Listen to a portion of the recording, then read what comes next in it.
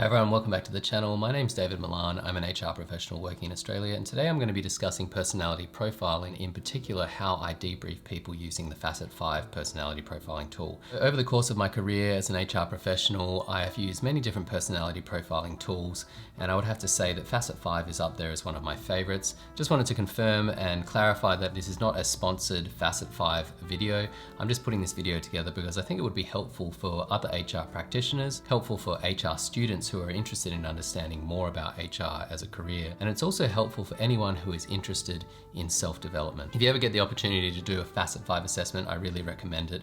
It's provided a lot of value to me in my life. I've had so many people say to me that the 1 hour debrief was one of the most powerful exercises that they've done in terms of self-development to help them understand who they are and where their natural tendencies may be. I think there's often some confusion or mystery around what HR professionals do, so I'm hoping this will give you an understanding of a component of what HR does. If you are interested in understanding anything else about HR as a career, please let me know in the comments section. Facet5 provides a really practical and usable model with some easy to understand language that will help people to understand how they might be different or similar to others in terms of their behaviors, their motivations, and their attitudes. The model was designed by psychologists for use in organizations, and it's based on the 5-factor theory of personality, or the Big Five model as it's sometimes referred to, which is widely thought of as one of the best ways to understand the 5 fundamental building blocks of personality. Facet5 measures these factors and provides an easy to understand portrait for people to understand where they might be different to other people. So at the start of a debrief, I like to cover a few items. I like to go through confidentiality and access to profiles. So in my experience, the only people who have access to Facet5 profiles are those who are accredited in the Facet5 tool, which is generally HR professionals. I really like to have a discussion up front about the purpose of the debrief and whether there's anything in particular the person that I'm debriefing would like to get out of the session. I explain how long we will be spending on the profile debrief. I generally spend about an hour, but I spend majority of my time on certain sections, which I'll show you later. There are certain sections that I encourage people to read in their own time, and if they have any questions, obviously they can come back to me and seek further understanding. I think it's a really good idea to ask people if they've had experience with personality assessments in the past and whether they found anything useful from those previous assessments. That can be a good way to get the conversation going. So in terms of the Facet5, I like to spend a bit of time discussing the scoring and the norms. The Facet5 questionnaire has 106 questions, and individuals' answers are standardized to fit a scale of 1 to 10, which is referred to as a STEN 10 scale, and then a bell curve is used to compare them against a norm group. So the midpoint of Facet5 is 5.5 for each of the factors. And any scores that are between 3.5 and 7.5 are similar to 68% of the comparison group. It's important to note that the further you are away from the midpoint, the more noticeable your scores will be to yourself and to others. Any scores that are above 7 are considered a high score, and any scores that are below 3 are considered a low score. Again, referencing the further away you are from the midpoint, the more noticeable it will be. Scores that are above 9 or below 2 are similar to only 4% of that population group, so they're a lot more noticeable. I really like to emphasize a lot of times throughout the debrief, there's no good scores or bad scores. This is really about awareness and understanding where your strengths are and some areas to be aware of, some things that might be risks in terms of the way that people perceive you. Prior to revealing results, I like to get them to do a bit of a self-assessment where I describe the factors in detail and I explain the strengths and risks associated with a high score and the strengths and risks associated with a low score. Then I ask the person I'm debriefing to rate where they think that they would be. So let's look at will first. The driving force of will is the promotion and defense of one's own ideas. People with high scores on will bring many benefits. They're determined, assertive, decisive, and independent. At the high end of will, there are some risks as well.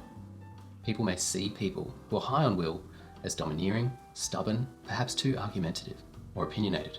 At the low side of will, it brings benefits in that people are flexible, adaptable, accommodating, or agreeable. The risks of a low score on will are that people may see them as unassertive. They may see them as submissive, perhaps indecisive. So based on that description, where do you think you would rate yourself? First off, can I say I think you've covered that really well.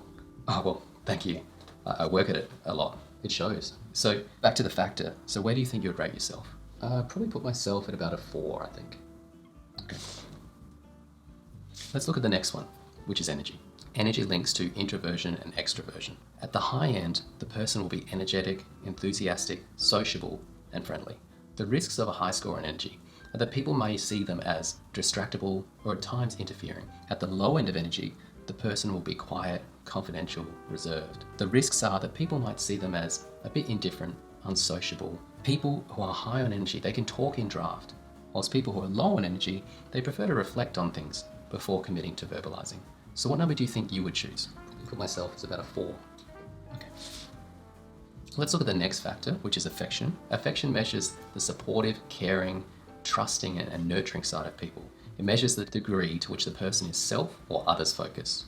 At the high end of affection, the person will generally be very positive about other people.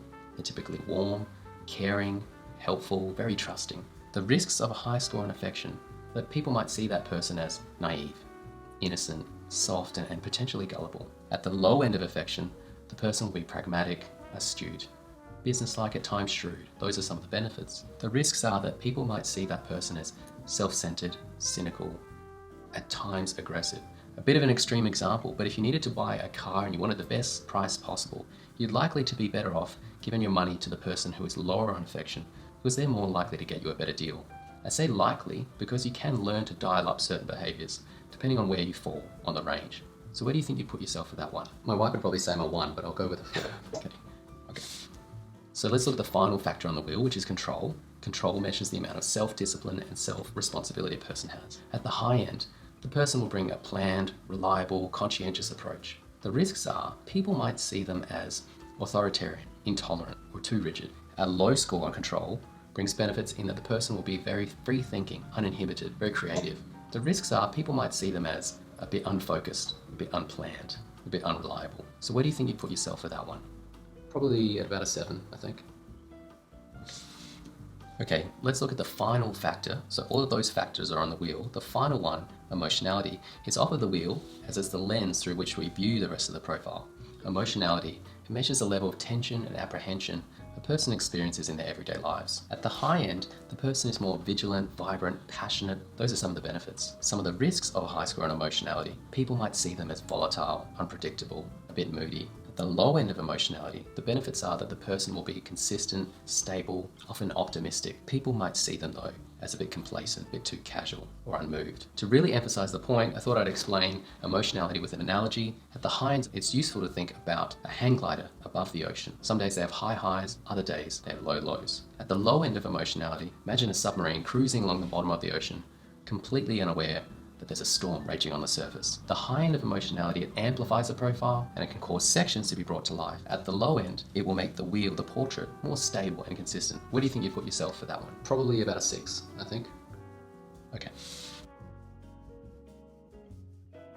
So once I've gone through that in detail and I've marked on the wheel where people think they would be, I then do a reveal and I show them what their actual results are and I compare it to what they thought they were. A lot of people are really close, but it varies depending on the person. After I've gone through that, I like to take them through each factor in detail and explain what I have noticed and what I've observed and what notes I have taken prior to the debrief. And I like to talk to people about their strengths, and then I like to talk to them about the things that they may be seen as, which I refer to as risks. People are often aware of their strengths. It's the other components, the other parts of the profile that might be blind spots for people. And I think that's the value that comes from having a session with an accredited practitioner. They can help them debrief on their results. If you're to read through your results by yourself, there is a potential that you might gloss over certain parts of the report. You might skip past some of the risks and focus more on the strengths. So what I thought I would do is just go through my score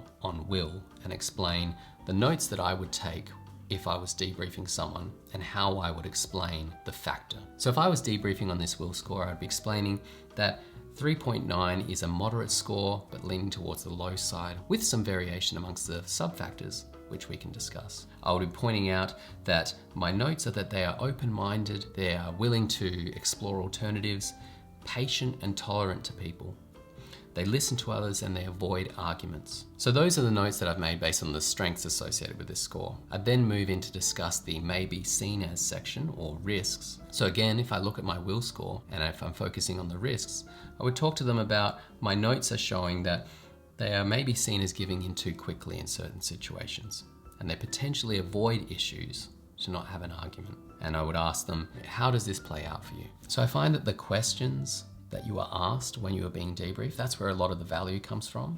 And it can be really great to have someone to explain the personality profile and how the different factors work with each other. So I'll debrief will, and I'll go through energy, and then affection, and then the control, and then emotionality. But throughout the debrief, there's often questions about how they connect with each other, because they do. And I like to explain to people that whilst the report is showing me a tendency or something that is probably more of a natural behavior for them, it doesn't mean that they cannot operate at the other side of the range. So for example, for me, my score on confrontation is quite low, but throughout the course of my career, I've worked hard at this, and I'm able to confront things and confront people in a respectful and caring way, because I've worked on that behavior and developed those skills. So I won't go through all of my pages one by one, otherwise I think the video would be too long, but I'm really hoping that's given you an understanding and some detail of how Facet 5 works. At the conclusion of going through all of the different sections, I then take the person through the other components of their report at a bit of a higher level, and obviously I offer them the opportunity to give me a call or have a discussion later if they have any questions. Before closing the debrief, I have a few call to action questions that I ask the person that I'm debriefing. The first thing I like to ask is, out of everything that we've covered, what is resonating with you most strongly? I find that leads to some really good discussion. Another question that I like to ask them is, what are 1 or 2 actions that you could take as a result of this debrief? Which helps people to think about the future and how they can apply the knowledge. The final suggestion that I have for people that I'm debriefing is that when they get back to their desk or to their phone, they set a calendar reminder for 3 months into the future called Review Facet 5 Results. That will help them to keep the knowledge alive, and they can reflect on it in the future. I know for me, I don't look at my profile every day or every week, but from time to time, I'll pull it out and I'll have a read through, and it will help me to reflect on different things that I'm doing and different preferences and behaviors that I might be showing. Okay, so that's how I debrief people on their Facet 5 results. I really hope that this has been useful and it's helped you to get an understanding of the Facet 5 tool, which I think is fantastic. If you do get the opportunity to take a Facet 5 assessment, I really recommend it. If you've enjoyed this video, I recommend that you have a look at some of my other videos. I've put together some videos on Notion, which is a system that I use online for collaboration, project management, Kanban boards, calendars, all manner of things. You can really just bend it to your will and create whatever you need. And I've put together some videos based on my use cases, and in those videos I include templates which you can duplicate to your Notion, which will help you to get started. So if you found this video useful, please let me know what you've enjoyed in the comments, and I will see you in the next one.